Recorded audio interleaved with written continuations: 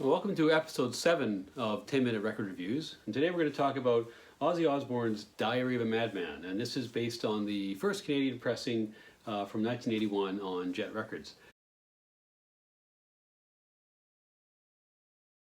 So what can the listener expect from this album? It's Ozzy. And Randy Rhoads, but it's Ozzy.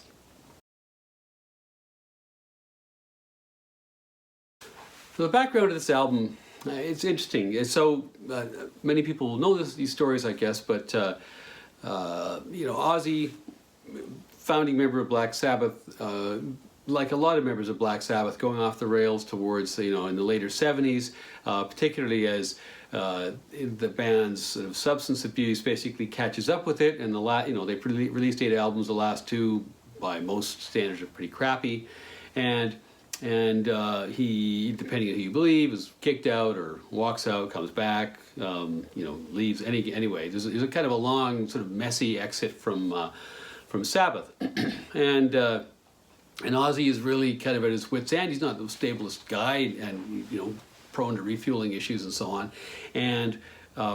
but he pulls himself back together in the early '80s, and he pulls together a band. Including Bob Daisley on bass, Lee Kerslake on drums, and famously Randy Rhoads on guitar, who had auditioned answering a newspaper ad for a guitarist in Ozzy's new band. And what a guitarist Randy Rhoads is, so-called neoclassical style of playing, which basically means not that blues oriented, as a lot of the heavy metal players in the 1970s had been. His playing comes from more of his classical training, incredibly technically sophisticated playing, and just an absolute beast, both in terms of rhythm, but also in terms of his riffing and soloing and all the rest of it. This album is the second of the 2 that Ozzy released with Randy Rhoads as his guitarist. Rhoads was, of course, to die shortly thereafter on the tour for this album, when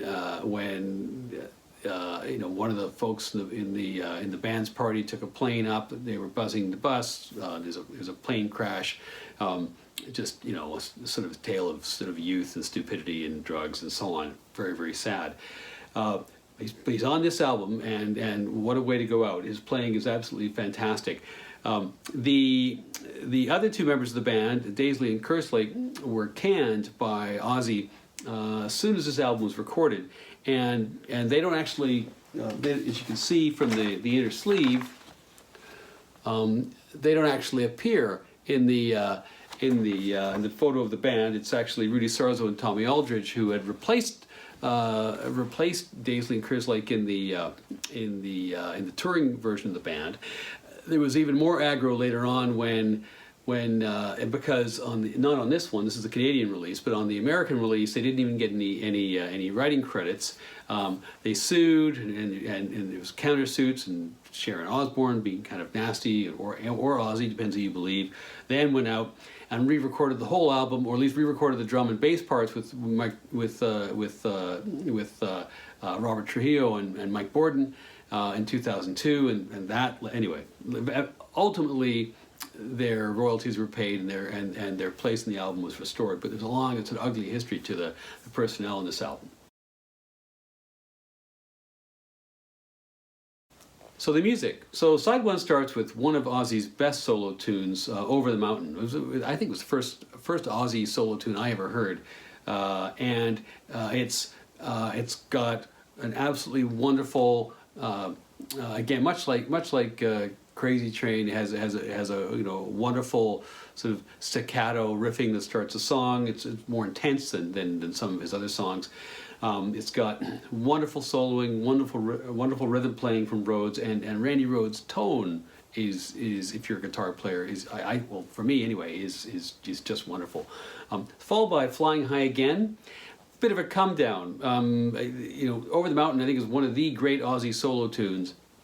Not so much "Flying High Again." This is like standard issue Ozzy. Nothing particularly special musically or lyrically. It's a bit plotting. The only exception is Rhoads' playing is really pretty good. It's so good it doesn't, it's kind of, the rest of the song does not come up to the same level. Followed by You Can't Kill Rock and Roll, which I think lifts the quality level significantly. There's a lot of dynamics in this one, moving from light to heavy and so on. It's got a lovely acoustic opening by Randy Rhoads. It's got the classic Ozzy lyrics here. Rock and roll is my religion and my law. It's this is a stadium shouter of a song, and it's a sing-along classic. It's wonderful, I think. Great riffing from Rhoads during the chorus, and the instrumental break itself has a really kind of apocalyptic feel. I mean, this is the album's back on track, with this song. And then there's Believer. Some people really like Believer, which closes out side one. I think it's just okay. It starts off slowly. It's got some sort of atonal, sort of atmospheric sounds.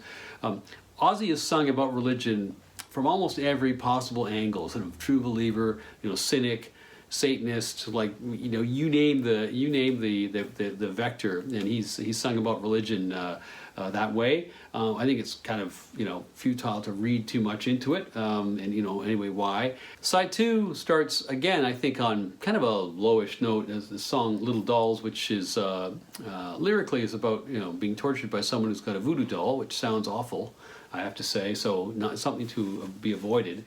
As a song, it's okay. It's, again, a bit standard issue, Ozzy filler, I would say. The next song is a ballad, the only ballad on the album, the song Tonight, which I actually think is quite good. You can tell it's semi-autobiographical, but picking yourself up after you're down, and it's, for me, it's pretty transparently about the period between Sabbath and his solo career for Ozzy, and I think it's quite good.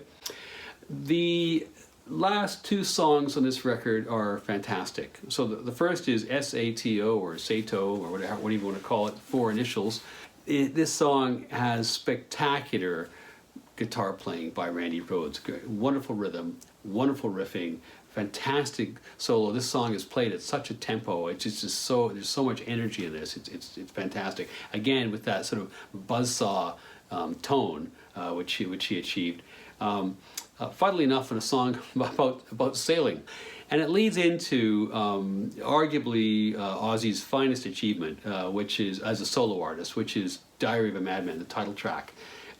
This is a really great piece of writing. It's got an unusually sophisticated piece of writing. It's got really weird time signatures. It's multi-part, and that's tricky because sometimes multi-part songs just sound like bands of sort of, well, we've got these 4 snippets, we're gonna put them together sequentially and pretend it's it's a mini opera or something.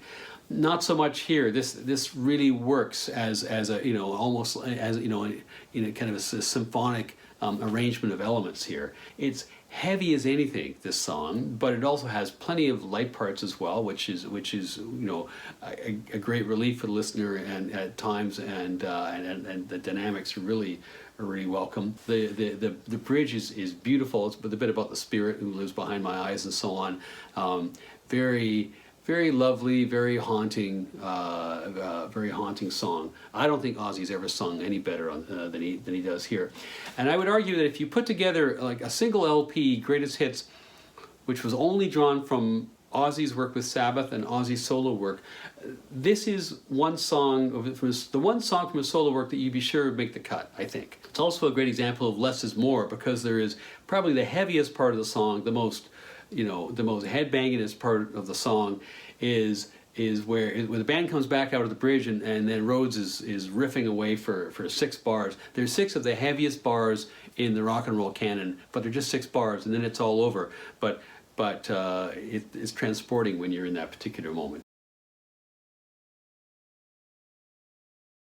So the verdict for Diary of a Madman. Well, this is one of 2 albums which relaunched Ozzy's career. It showed that Blizzard of Oz, his solo debut, was not a fluke. And it was more sophisticated in terms of songwriting and the playing too. Everybody here has gone to a higher level than they were on the first album.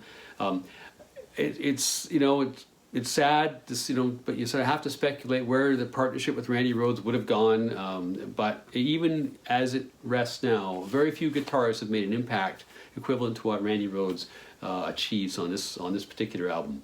It's a significant album in rock history. It's an essential album for any metal fan. And I give it 4 stars because of the uneven quality of the songs, but the highs here are very, very high. Okay, thanks for watching.